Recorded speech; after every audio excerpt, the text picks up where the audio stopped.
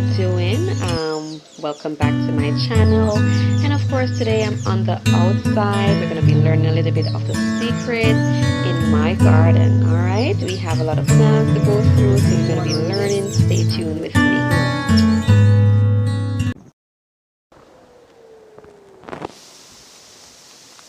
Now, this is my flower garden slash herb garden. I do have a few bushes in there, or herbs if you want to call them that can help with some stuff.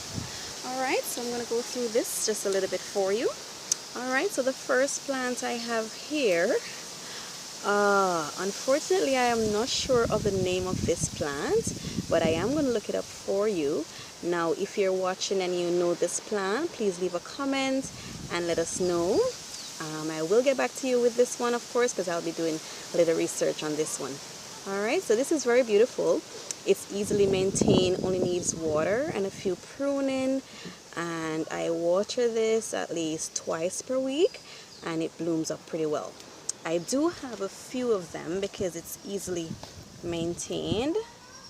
Yes, it's easily maintained, so I do have a few pots of them, and I do have another one which is actually pink, and that's really beautiful. Now, this plant right here is the croton, and this is very popular. It comes in different colors, and this is very low maintenance, I would say, because all you need for this one is just a lot of water. So for this one, you just don't want the soil to dry out, so always keep this one moist. It does require a lot of water, and for the sunlight, it needs sunlight, but then of course you still have to put it in a little shade. So like the heat, the midday sun, it's not required that you leave it in the midday sun. This one is the leaf of life. This one has some really big leaves, and this is good for a lot of things. Mainly if you are asthmatic, this is very good for cold, and it has a few more other pain relief as well. I think it's good for fever and cold. This is the leaf of life. Leaf of life. And it's nice to have herbs growing in your garden. I mean, if anything happened, you can always come out and pick a few leaves, and you can make some tea for the children. So it's beautiful. This one is one of the mint that I have. Not sure what type of mint, but it's really nice for making tea. So in the morning, I'll just come out and pick a few, and then I'll make some tea for the children as well. So this is very nice. This one in the back here, this is the leaf of, no. Alright, so let me get a little closer. For this one, it is fever grass slash lemongrass. Some people call it lemongrass. I mean, I think the scientific name would be lemongrass, but in Jamaica we call it fever grass. Everybody is aware of that one. Everybody knows that name. And this tea is very nice. I love this tea. But as you can see, it's a little bit dry on some parts, so it's actually dying because I haven't had the time to weed it a little bit, prune it up the ground a little bit. I'm going to try my best to get this back to life because this is one of my favorite tea, and that's the fever grass right there. Alright, in this pot I have another big plant of the leaf of life. Those catch really fast as well, I believe. And then I also have a little palm growing in that same pot. And I always say this pot represents my father right here because it has the leaf of life in it, and flowers are always blooming in this one. So just a little part of him right there for me. Now this is my favorite. This is the money plant. And this one is easily maintained. They do say that this plant, if you have this plant at home, it does bring prosperity and wealth for you. I mean, everybody have their different superstition of stuff, but I just think it's a easily maintained plant, and I love the way that it grows. I mean, you can do it in the soil itself. You can do it also in water. So it is a versatile plant. It can be done in water and also in the soil. I do have a few of this plant inside of my house. I have some clear glasses with some water, and all I do is just change the water once per week, and I water these probably once a week. I mean, we do get some rain now and then, so my garden is always moist a little bit. Only if it's a drought part, then it will be a little longer time. Now this one is a plant that I'm trying to remember the name of it. I still thought I could have remembered by the time I get back to it, but I didn't. And as you can see, some of them, it has some little pink buds on them. I have another plant growing in the other side of my garden, and it's a little bit more pink. If you can look at close right there, you see some little pink buds. So it does come in different shades.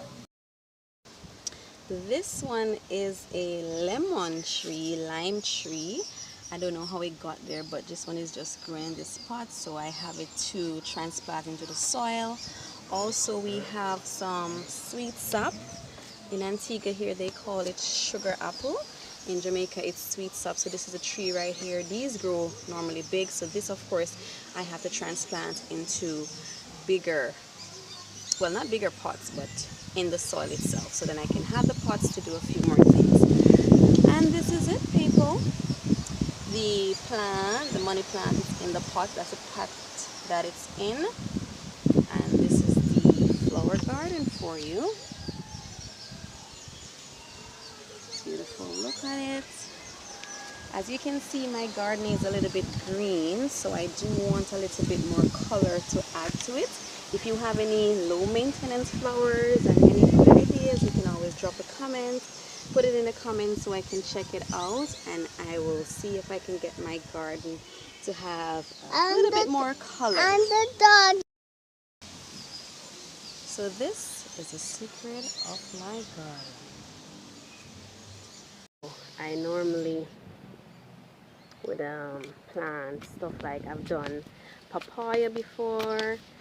We planted some sorrel. We have beans. You know, a few other trees that we have around the house here.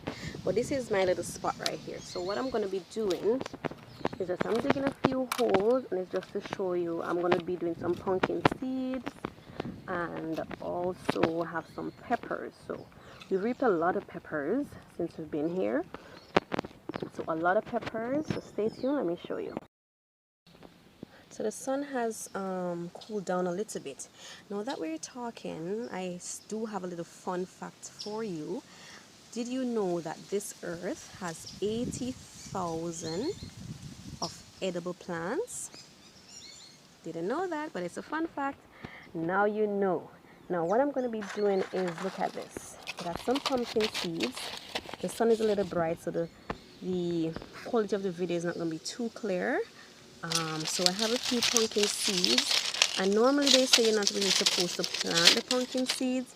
If you know, if you've tried it another way, you can let me know in the comments. Please comment below and let me know. But I am going to be just putting a few in each of the holes that I've created. So there we go. We got that one. Few in that. Few in that. So got some pumpkin in the hole right there. I didn't put them too deep because you can either plant them or you can even sow them, so you kind of till the line a little bit, just like how I have it here, and you just spread them on top. But then I have a little dog, so sometimes the dog would come and he would just go through all the dirt here, so all the seeds will just be all over, and then you can't find where you plant them. Right, so I planted some of the pumpkin seeds there, and I'm just gonna put this back together. The last one here. Alright,